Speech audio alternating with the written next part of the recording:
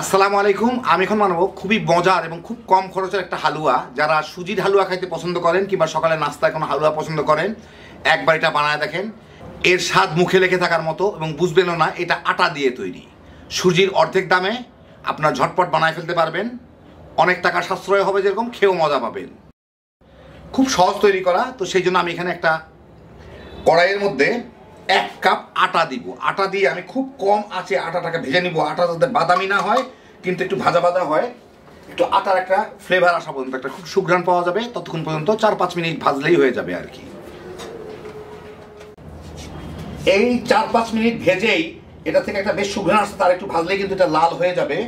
এখন আমি এর মধ্যে তেল দিব। আমি প্রায়, যত কম তেল দেওয়া যায়, আমি প্রায় 1.5 টেবিল চামচের মতো তেল দিই, না 1 টেবিল চামচের মতো তেল দিলাম। যত কম তেল দিতে পারেন তত ভালো। কেউ বেশি চাইলে বেশি দিতে পারেন, ঘি চাইলে ঘি দিতে পারেন, কিন্তু আমি সয়াবিন তেল দিয়ে সেরে দিলাম। এখন এইটাকে তেলের সাথে মেখে একটু ভেজে নিতে হবে, যাতে সব আটাগুলোর মধ্যেই তেলটা লাগে। আমি 2 রকমের চামচই ব্যবহার করবো। চেপে চেপে একটু এটাকে মিলাই দিতে হবে এইভাবে। ভালো মতোই মোটামুটি ভাবে মিলাই দিলাম। এখন এইটাকে আমি হালকা ভাবে ভেজে নিব মিনিট 2-এর মতো। তো মিনিট 2 ভেজে আমি এখন এর মধ্যে দুধ দিব। তা আমি প্রায় 3.5 কাপের মতো হয়তো দুধ ব্যবহার করতে পারি। দিয়ে দেখি অল্প অল্প করে দিব, 4-5 বারে দিব দুধ। একবারে দিলে কিন্তু দলা বেঁধে যাবে। অল্প একটু দিয়ে তারপর এটা নেড়ে মিশিয়ে দিতে হবে এর সাথে।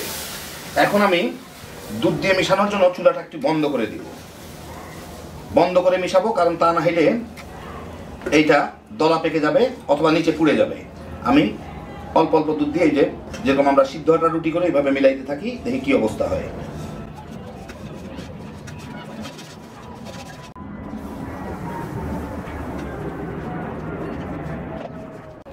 আমি কিন্তু দুধ দিচ্ছি আর মিলাচ্ছি, আটাটা কিন্তু ফুলতেছে, দেখেন মুহূর্তের মধ্যে দুধ গায়েব হয়ে যাচ্ছে।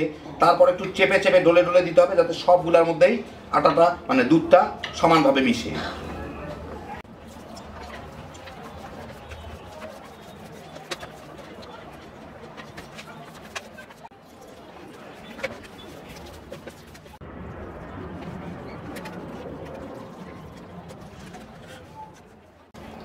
মোটামুটি ভালো মতো মিলায় আমি এখন বাকি দুধটুকু দিয়ে দিব। এখানে আমার 1 লিটার দুধই প্রায় লাগলো।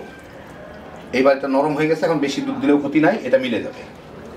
এখন এটার সাথে ভালো মতো মিলাই নিব। একই সাথে আমি এখানে অল্প একটু আধা চা চামচ লবণ দিয়ে দিই,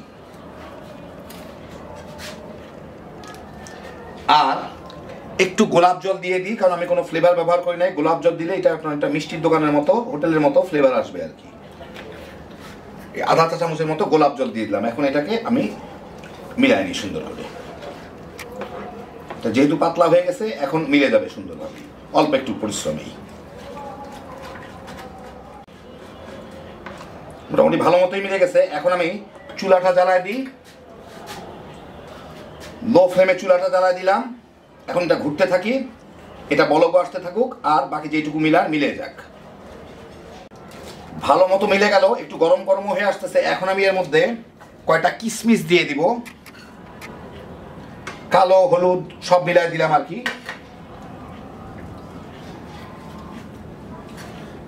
আশপাশগুলো একটু চেঁচে দিতে হবে, কারণ হচ্ছে আশপাশগুলো শুকায় যায় আর কি। এই দেন অল্প অল্প করে ফুটতেছে, আর একটু ফুটলে এর মধ্যে আমার চিনি দিয়ে দিতে হবে। আর একটু ফুটাই নিই এটাকে। মিনিট 2-এর মধ্যে এই যে দেখেন এটা ফুটতেছে, বুঝতে পারতেছেন গরম হয়ে গেছে জিনিসটা। এখন আমি এর মধ্যে, মানে ওইভাবে ফুটবে না, কারণ এটা অত পাতলা না। এর মধ্যে আমি চিনি দিয়ে দিব পছন্দ মতো। আমি এখানে আধা কাপ চিনি দিলাম, চাইলে কেউ এর থেকে বেশিও দিতে পারেন। চিনিটা এর সাথে মিশায়, চিনিটা গলে গেলে একটু পানি পানি হবে, জাল দিয়ে দিব আর কি। দেখেন চিনিটা মিশতেছে, এটা আরো পাতলা হয়ে যাচ্ছে। আশেপাশে লেগে থাকলে এগুলো ছাড়া দেওয়া সবচেয়ে ভালো। প্রায় হয়ে গেছে, আমি একটু খেয়ে দেখি মিষ্টত্বটা ঠিক আছে কিনা। আর একটু চিনি দিলে ভালো। আমি আরো সিকি কাপ, মানে মোট 1.5 কাপ চিনি দিলাম এর সাথে, দিয়ে এটাকে এখন মিশাই দিই, তাহলে আমার হয়ে যাবে। এটা ঠান্ডা হইলে কিন্তু মিষ্টত্ব অনেক বেড়ে যাবে। সেই জন্য যেরকম মিষ্টি চান তার থেকে একটু কম মিষ্টি চিনি দিলেই হবে।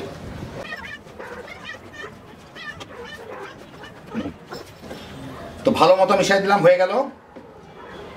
এই দেখেন ফুটে ফুটে উঠতেছে। এখন আমি এটাকে আর শক্ত করব না, আর শক্ত করলে এটা একদম জমে যাবে।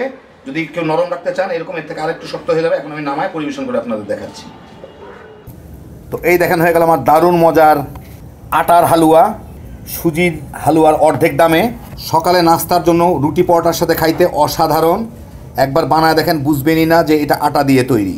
1 কাপ আটার সাথে আমার 1 লিটার দুধ লাগলো, আর 1.5 কাপ চিনি, একটু গোলাপ জল, আর কেউ কিশমিশ দিলে দিবেন, না দিলে না দিবেন। ইচ্ছা করলে ঘি দিয়েও বানাইতে পারেন, কিন্তু গোলাপ জল দেওয়ার পরে ঘিয়ের অত ফ্লেভার আসে না, অতএব তেল দিয়ে বানানোই সবচেয়ে ভালো। তারপরও যার যার রুচি মতো বানায় নেবেন। হ্যাপি জোশের একটা আইটেম, খুব সহজ তৈরি করা। যখন খুশি তখন বানাইবেন, তামা তামা করে রুটি পরোটা দিয়ে খায় নিতে পারবেন। আল্লাহ আপনাদের সবাইকে ভালো রাখুন, সুস্থ রাখুন, নিরাপদে রাখুন। ইনশাআল্লাহ বেঁচে থাকলে আবার দেখা হবে। আল্লাহ হাফেজ।